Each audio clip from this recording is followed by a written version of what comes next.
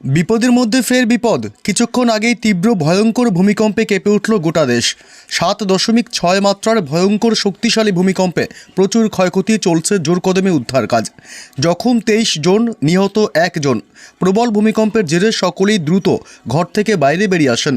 গোটা দেশ জুড়ে ব্যাপক আতঙ্কের সৃষ্টি হয়েছে। আতঙ্কে রীতিমতো ছোটাছুটি, দিশেহারা দেশবাসী।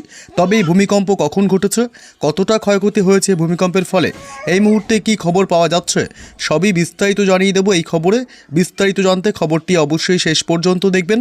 আর সবার আগে সবার প্রথম আপনার জেলার লেটেস্ট খবরগুলি জানতে আপনার জেলার নামটি কমেন্ট করে জানিয়ে দেবেন। আর আমাদের ইউটিউব চ্যানেলটি সাবস্ক্রাইব করে আমাদের সঙ্গে থাকবেন। শক্তিশালী ভূমিকম্পে কেঁপে উঠল জাপান। রিক্টার স্কেলে কম্পনের মাত্রা ছিল 7.6। ভয়াবহ ভূমিকম্পের পর জারি করা হয়েছে সুনামি সতর্কতা। জাপান মেট্রোলজিক্যাল এজেন্সি জানিয়েছে, স্থানীয় সময় 11:15 শক্তিশালী এই ভূমিকম্পটি অনুভূত হয়েছে। এর জেরে মানুষের মধ্যে ছড়িয়ে পড়ে চরম আতঙ্ক।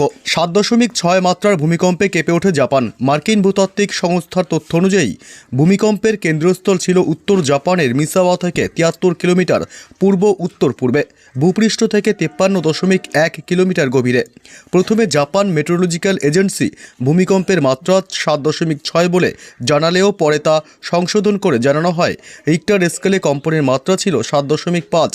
সংবাদ সংস্থা অ্যাসোসিয়েটেড প্রেস জানিয়েছে, শক্তিশালী ভূমিকম্পে এখনও পর্যন্ত অন্তত 23 জন জখম হয়েছেন, যার মধ্যে 1 জনের অবস্থা গুরুতর। ভূমিকম্পের পর জারি করা হয়েছে সুনামি সতর্কতা।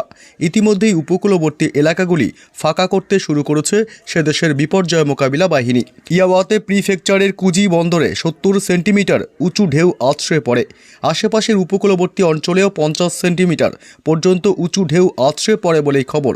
উচ্চ ঝুঁকিপূর্ণ এলাকাগুলির বাসিন্দাদের নিরাপদ উঁচু জায়গায় সরে যাওয়ার নির্দেশ দেওয়া হয়েছে। জাপানের মুখ্য ক্যাবিনেট সচিব মিনোরু কিহারা জানিয়েছেন, অন্তত 800 ঘরবাড়িতে বিদ্যুৎ সরবরাহ বন্ধ হয়ে যায়। বুলেট ট্রেন সহ বেশ কয়েকটি রেল পরিষেবা স্থগিত রাখা হয়েছে। ঘটনার পর থেকে উপকূল জুড়ে সজাগ দৃষ্টি রাখছে জাপানের প্রশাসন।